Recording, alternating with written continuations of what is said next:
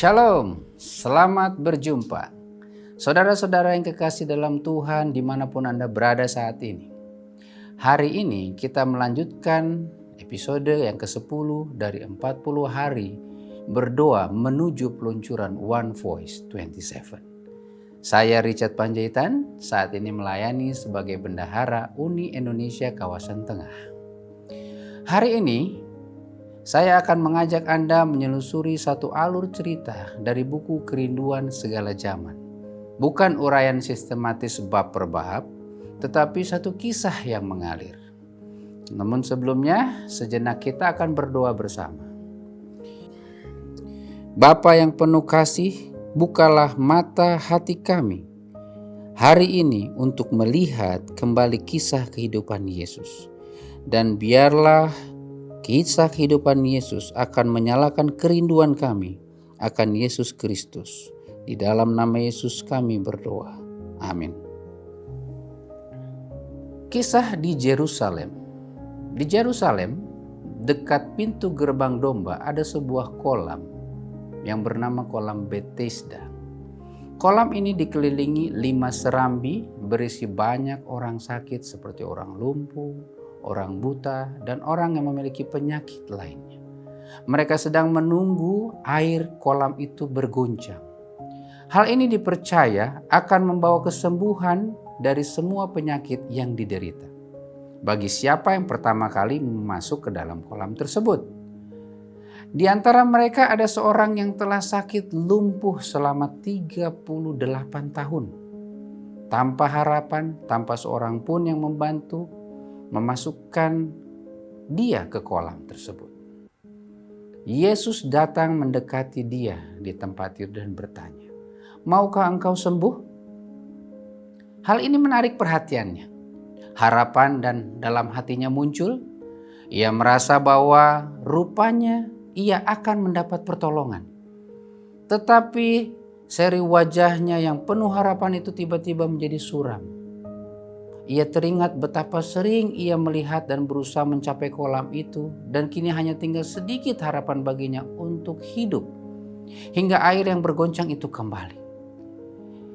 Ia berpaling dengan badannya yang lemah seraya berkata, "Tuhan, tidak ada orang yang menurunkan aku ke dalam kolam itu apabila airnya berguncang. Dan selama ini, setiap saya menuju kolam itu ada orang yang mendahului saya." Lalu Yesus tidak meminta si penderita itu menggunakan imannya. Yesus berkata kepada orang lumpuh ini, "Bangunlah, angkatlah tilammu dan berjalanlah." Tetapi karena hari itu hari Sabat, para pemimpin Yahudi di Sanhedrin justru mempersalahkan penyembuhan itu. Bukan bersukacita atas orang yang sembuh dari penyakitnya. Malah ini sebuah tanda, dan inilah tanda yang terlihat bahwa sistem keagamaan yang saat itu sudah bergeser dari yang bersifat kasih menjadi bersifat legalisme yang kosong. Di tempat lain, atau sementara yang lain itu, Yohanes Pembaptis dipenjara oleh Herodes Antipas. Ini kisah lain. Karena keberaniannya menegur dosa raja yang menikahi istri saudaranya sendiri. Dalam penjara yang gelap dan sunyi, bahkan Yohanes sempat bergumul dengan keraguan. Dia mengirim muridnya bertanya kepada Yesus, "Engkaukah yang datang itu? Atau haruskah kami menanti orang lain?" Lalu Yesus menjawab dengan menunjukkan banyak mukjizat. Ia lakukan hal ini untuk meneguhkan kembali iman Yohanes. Namun pada akhirnya, karena permintaan seorang gadis yang dihasut oleh ibunya, maka kepala Yohanes harus dipenggal di penjara. Sebuah akhir yang tragis bagi seorang pelayan Tuhan yang setia. Namun Yesus sendiri memuji Yohanes bahwa dia adalah yang terbesar yang dilahirkan oleh seorang perempuan.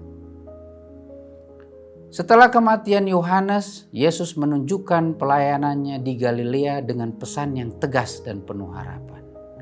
Waktunya telah genap. Kerajaan Allah sudah dekat. Bertobatlah dan percayalah kepada Injil. Pesan ini menggemakan juga seruan Yohanes sebelumnya. Tetapi kini ada otoritas sang raja itu sendiri yang hadir di tengah-tengah umatnya. Kerajaan yang Yesus maksud bukanlah kerajaan politik yang segera menggulingkan penjajah Roma, seperti yang diharapkan oleh orang-orang banyak saat itu. Melainkan kerajaan rohani yang dimulai dalam hati setiap orang percaya. Meskipun Yohanes tiada, misi yang ia persiapkan terus berjalan. Dan kerajaan itu meski belum tampak sepenuhnya, sudah mulai hadir melalui pribadi dan pelayanan Yesus sendiri.